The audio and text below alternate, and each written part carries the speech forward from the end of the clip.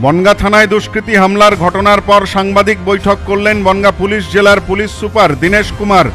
এতিমখানায় হামলা চালানোর ঘটনায় অভিযুক্ত হুমায়ুন কবিরকে গ্রেপ্তারের পর এদিন রাতে বনগাঁ থানার পক্ষ থেকে নিয়ম অনুযায়ী বনগাঁ হাসপাতালে মেডিকেল করানো হয়। অভিযুক্তের পরিচয় সামনে এসেছে। পুলিশ সুপার জানিয়েছেন, এদিন সকালে নিজের বাবা মাকে খুন করে পালায় অভিযুক্ত। প্রসঙ্গত, এদিন পূর্ব বর্ধমানের মেমারি কাশিয়াড়া কাজীপাড়াতে 11 নম্বর ওয়ার্ডে বাড়ির সামনে থেকে উদ্ধার হয় বৃদ্ধ দম্পতির মৃতদেহ। ঘটনার পর থেকেই পলাতক ছিল তাদের ছেলে। মৃত দম্পতি মুস্তাফিজুর রহমান ও তার স্ত্রী মমতাজ পারভিন, এ দুজনকেই সকালে খুন করে পালায় তাদের ছেলে, অর্থাৎ বনগাঁ এতিমখানায় হামলাকারী এই হুমায়ুন।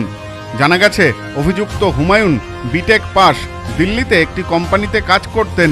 সম্প্রতি স্ত্রীর সাথে বিচ্ছেদ হয় তারপর থেকে বাড়িতে বৃদ্ধ বাবা মায়ের সাথে একাই থাকতেন।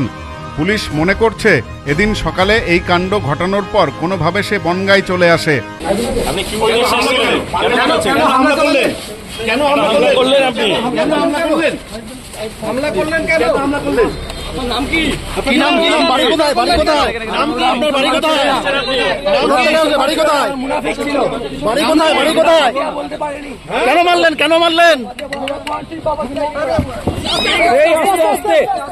পুলিশ সুপার সাংবাদিক বৈঠকে জানিয়েছেন, ঘটনার সাথে সাম্প্রদায়িকতার কোনো সম্পর্ক নেই। আইন যাতে কেউ নিজের হাতে তুলে না নেন, তার জন্যও আবেদন করা হয়েছে পুলিশের পক্ষ থেকে। ঘটনায় এতিমখানায় 4 জন জখম হয়েছেন, তাদের বনগাঁ হাসপাতালে চিকিৎসা চলছে। ঘটনায় বনগাঁ থানার এক পুলিশ কনস্টেবল ও এক এএসআই জখম হয়েছেন, তারাও চিকিৎসাধীন হাসপাতালে। পুলিশ সুপার জানিয়েছেন, সন্ধ্যার পর 1 থেকে 150 লোক বনগাঁ থানায় হামলা চালায়, আসামিকে ছিনিয়ে নেওয়ার চেষ্টা করে। পুলিশ তাদের চক্রান্ত রুখে দিয়েছে। থানায় হামলা চালানোর ঘটনাতেও বেশ কয়েকজনকে গ্রেপ্তার করেছে পুলিশ। অভিযুক্তদের আগামীকাল বনগাঁ আদালতে হাজির করানো হবে বলেও জানিয়েছেন পুলিশ সুপার। 6:30 পর বনগাঁও থানা একটা ইনফরমেশন আছে কি একজন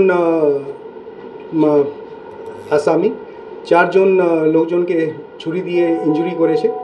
খবর পাওয়া পর সঙ্গে সঙ্গে পুলিশ ওখানে পৌঁছায়।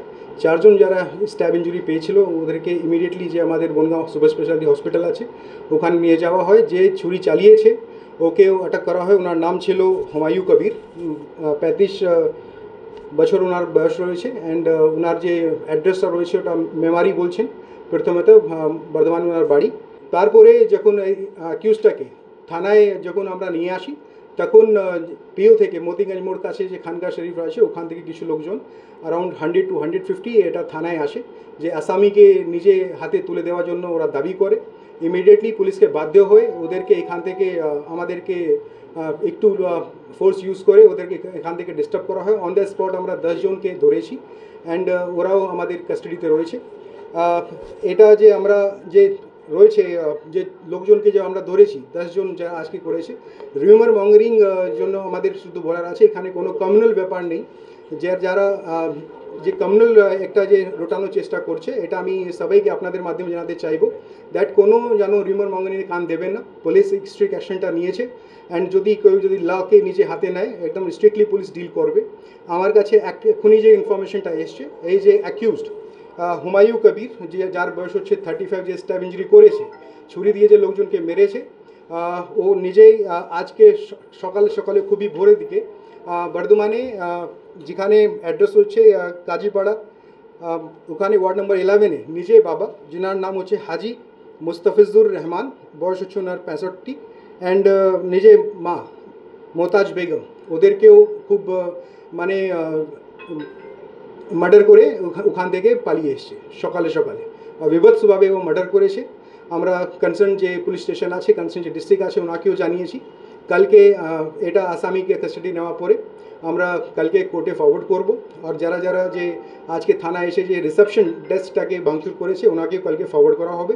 আপনার মাধ্যমে আবার আমি বলতে চাই, এখানে কমিউনাল অ্যাঙ্গেল কিছু নেই, এটা রিউমার মঙ্গারিং কেউ করতে যাবেন না। যদি কারো কোনো কিছু যদি কমপ্লেন থাকে, we are committed to take we are this thing, আমরা খুবই স্ট্রিক্টলি অ্যাকশনটা নেব। সোমনাথ মজুমদার ও সব্যসাচী ভট্টাচার্যের রিপোর্ট, নিউজ নোম্যান্সল্যান্ড, বনগাঁ। এবার আপনার নিকটবর্তী শহরে আরতি ইলেকট্রনিক্স রিটেল প্রাইভেট লিমিটেড। আরতি ইলেকট্রনিক্স বনগা, গোপালনগর, চাঁদপাড়া, দত্তপুকুর, হাবড়া, নগররুকড়া, বগুলা ও হেলেঞ্চাতে। ফোন 7076534320।